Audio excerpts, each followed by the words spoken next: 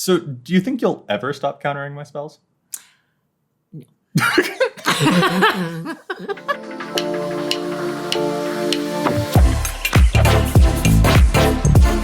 Hi, everyone. I'm Joey, and this is my mom. Hi, Internet. And we are here to talk about your commander decks, because you've got some. I have 2 of them. And you've got some pretty righteous commander decks, especially ones that terrorize the air a whole lot. I do like my flying. Yeah, like literally my commander meta includes my family, which is awesome. So the whole family plays. Brothers play, stepdad plays, and you play. And we all kind of learn together as a family. And I think I've been playing with the same deck for how many years now? Ever since original Ravnica, which was like 2006. So it's been a while. You really like Azorius. What is it about Azorius that you love so much? Well, it's pretty. That- And there's a lot of flying. So let's talk about the ones that you've got. You have Dragonlord Ojutai, which is sort of a Voltron deck, so you're usually killing people with commander damage. And you get to do the thing of looking at the top cards of your library. Oh, that's my favorite. That is my favorite card. So for those of you that don't know, this card, when you attack with it, right? when you hit someone with it, when you hit someone and cause damage, then you get to look at the top 3 cards of your deck, and you get to pick your favorite one to put in your hand. Is that right? And then the other 2 go back to the bottom. So it's really cool. And here's the thing. The favorite card among the top 3 that you always love to get is one of your counter spells. You have so many counter spells in that deck. Like, this is the woman who once held up 4 counter spells to stop my lethal late game Skullstorm. Do you remember that? Yes, I do. How many was it? I had you had 4 counter spells. I had like 5 copies of that card on the stack or whatever, and you were just like counter spell. You're not winning the game this turn, Joseph. And I was like, dang it! That was an epic game. My mom has asked me to take you through her deck lists. Here we have the regular breakdown of card types and such, but I hope you won't mind if I switch things up by sorting them into more functional categories. Ojutai, shockingly, only has 338 decks to its name right now, but having played against it for many years now, I can happily report that this commander deck is supremely underrated. With the right support, this commander can dominate the board with natural evasion and natural protection as long as we find a way to give it vigilance, which white is really good at doing. One of the most important categories of this deck are the myriad ways to protect Ojutai, especially by granting it vigilance. There are a lot of cool vigilance granters out there, including some neat creatures, though my mom likes the enchantments that stick around a lot better. She also runs a lot of removal because, let's be real, sometimes she needs to tell me and my brother's commanders to go to their rooms. Ojutai's ability naturally digs for answers really, really well. And of course, we can't forget those counterspells. She's playing 8 of them. I do like counter spells. You also, I don't know if you know this, you have one of the top 20 most salt-inducing cards in your deck called Grand Arbiter, which makes everyone else's spells cost more. What does salt mean? Salt means that people don't like playing against it. Ew, which one was that one again? Grand Arbiter, since it increases the cost of other people's stuff. Oh yes, People that don't one's usually really fun too.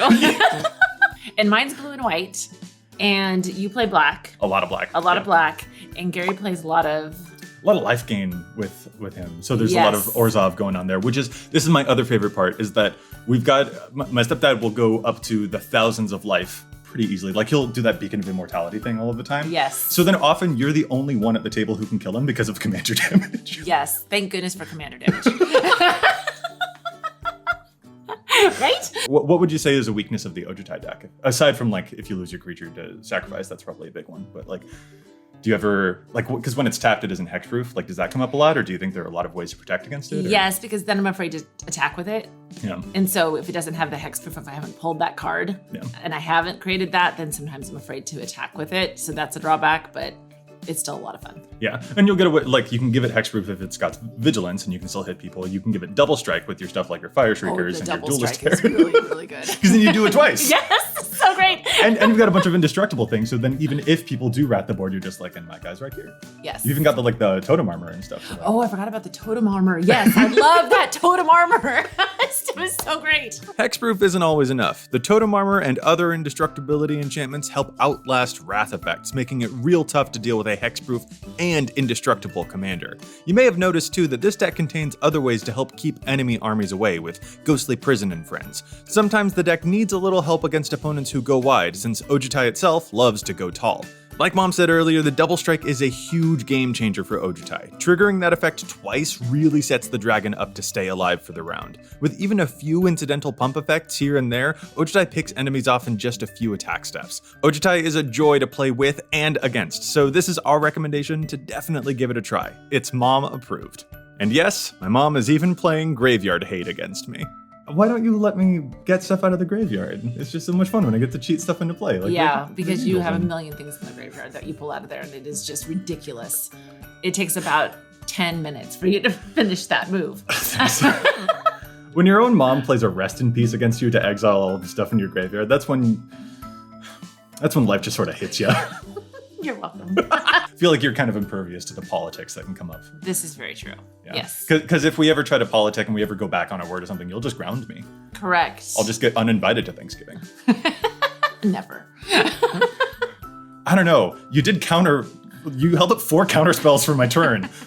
That kind of felt like it felt like I had wronged you. Like, did I forget your birthday? I really didn't want you to do that move. How did we all kind of learn to play as a family? Like, how did that kind of come about? So if I remember correctly, one of James' friends played Magic. Yes. And I think he came over and wanted to teach us all how to play. With a Slivers deck? I think it was with a Slivers deck, which is super complicated. Yes. Super complicated. I still have a hard time with Slivers. And to make matters worse, I think there were like 8 or 9 of us around the table. Yeah. And so it wasn't like a one-on-one learning thing. It was a bunch of people who knew how to play, teaching a bunch of people who didn't know how to play. A family of people who didn't know how to play. How to play with Slivers. So it was just, I don't know that I liked Magic at that point. I think it took a while, but then like when we did kind of all get in, we like each chose a color. So like you went with blue, Gary went with black. I think I got stuck with red at that point. James was trying out like mono white with live gain and stuff. So we like had each picked a color. And then when Ravnica came out, we all kind of adapted into it. So like Gary really got attached to Orzhov and you fell in love with the Azorius because of all the flying. Yeah, I think that's when I really fell in love with it. When I could pick my own cards, pick my own color. Yeah. And it kind of became a theme. And you won't deviate from these. I'm so sorry. Yeah. Take that out. So you've got the Dragonlord Ojutai, which is the one that does the Voltron, but then there was also the Kangi deck also, which is just flying. So you've got 2 Azorius decks, one of them doing Voltron and one of them that's going a bit more wide, because Kangi's that one that pumps up all of your flying creatures when it attacks. Yes. So that one's a little bit fun too, because I can have more creatures on the field, as opposed to just having the one big creature on the field. Well, and so what is your least favorite thing that you encounter in Commander? Because I have a theory about what it is, but what is... Well, when I'm playing the Ojutai deck, and then you kill my commander, I have to then repay more every time to put it back out. And that's so annoying. So those sacrifice effects. Yes. When Gary's like, pick your favorite creature to sacrifice, and you've only got I only have one creature. So Kangi is kind of your way of like, I've got another deck that I actually have other tokens and birds that I can sacrifice. Real quick, let's get acquainted with my mom's other commander, Kangi, a flying tribal deck who pumps up her other flying creatures. And that little pump may not look like much at first, but I am here to tell you, don't do what I did. Don't underestimate how big that Anthem effect really is. Like before, we've got the regular breakdown here, but we prefer to sort into specific categories to help get a sense of what this deck is about. There are, of course, classic categories like removal and card advantage, and of course lots of flyers, but to be honest, this deck was tricky to pull together because a lot of the cards in the deck like to fulfill multiple functions. Where Ojutai is straightforward, play the commander, suit it up, protect it, and bash into the red zone, Kangi has a lot of things to juggle, especially since it requires a different type of sequencing. For starters, it needs a bunch of flyers in the air for it to pump up, and it turns out there aren't tons of great flying token makers out there just yet. Luminarch Ascension is certainly one of the best of them though. Mostly Kangi has to rely upon other flying creatures to help out, which is riskier than using tokens because a board wipe sets us a lot farther back. But dang, I cannot express enough how big these flying creatures really get. And from out of nowhere too. I was dubious about it myself when I first saw this commander, but the flying anthems are the truth. The lieutenant, the marshal, heck, the gravitational shift. Even if there are only 3 creatures attacking, that still might be 20 damage coming at you in the air. More if Mama slammed down a true conviction. So what would you say is your favorite card? Ooh. I really like Magus of the Moat. Flying decks. Yes, because nobody else can play anything other than flying, right? Yeah. Or attack with anything. Right, they can't attack except with flying creatures, and you're just like, and I'm the only one who's got the flying creatures. And if someone else tries, if I dare play a Sphinx, you're just like, and I'm gonna kill that thing. I have won the game many times with Magus of the Moat. So wait, okay, so you're countering spells, you're locking stuff down on the battlefield, you're making our spells more expensive. This is pretty darn awesome. Yeah, it's a pretty great deck. The trickiest part of this deck is its relationship to card advantage. Unlike Ojutai, who provides steady card advantage right there from the command zone, Kangi can sometimes be hard up for it. Coastal piracy effects are excellent with flying creatures and can really snowball if they get the chance, but they do rely upon momentum and having a board presence, so board wipes shut down that method of card advantage really hard. That's why Mom has also made sure to put a bunch of other types of card draw spells in the deck too, to make sure that there are various ways to refill the hand. This also guided the decision for a lot of the specific flying creatures in here as well. There are some excellent protective flying creatures out there. Selfless Spirit and Linvala protect a board and are perfectly on theme. Even like a Drakeling makes me think twice before I play my Wrath, you know? My personal favorite though is that she's even got hidden flyers in the deck. If the game goes long, an Azorius Keyrune, a Fairy Conclave, a Blinkmoth Nexus, or even a Foundry of the Consuls can animate and peck in for like an extra 8 damage, which could totally be the extra push that the deck needs to close out the game. I'll tell you now that my folks don't just play with the kids, they also play against each other one-on-one to decide who has to do stuff like the dishes, and when that's what's at stake, you play every advantage you can possibly find. You can find both of my mom's deck lists in the description below, but real quick before we go, here's one last thing. This is how my mom found out about a new card from Adventures in the Forgotten Realms. That's a card, right? Not just...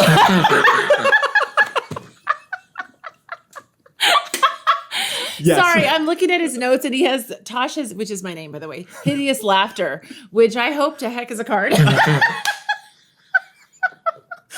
Yes, I was going to ask you how you felt about that one. Because my laughter is quiet. And dainty. So yes, there is a card that has come out in a recent set called Tasha's Hideous Laughter, which that is a terrible name. Tasha's beautiful laughter. So I don't think they're saying that Tasha's laughter is hideous. It's that she causes hideous laughter to other people. Oh, so I make them laugh? Or is it still my laugh that is good? I don't think you're spinning this to be a good thing for me. It doesn't sound like the kind of card that you want to use anyway. It like mills people. That has nothing to do with it. But yes, I figured I would let you know that there is a card called Tasha's Hideous Laughter. They didn't make a Tasha card though. Like how cool would it have been to build a Tasha deck? That would have been awesome. Yeah. Yes. All right, well, if they come out with a Tasha Beautiful Laughter, then I will. So, friend of the show, Lenny Woolley, who's also an Idiotrek writer, he has a Linvala, which is a blue-white flying deck as well. And he actually told me that he took inspiration for his list from your flying travel decks. Aww. So I just wanted to kind of let you know that. It's just like when I put your list online for folks to see, he was just like, this is really awesome. I want to try my own spin on blue-white flying. And I played against it. It crushes. It's really, really great. And I just wanted to let you know that because you're inspiring other folks with all of the flying, crushing stuff that you do to me, which is great. Oh, that's nice. Well, you inspire me. Oh. And Lenny is his name? Lenny, yeah. Lenny, I hope we can get a game in sometime. That would be really fun. That would be awesome. Blue-white against blue-white flying. And I'll just be here with my graveyards not being able to attack because of your Magus of the Moat. Perfect.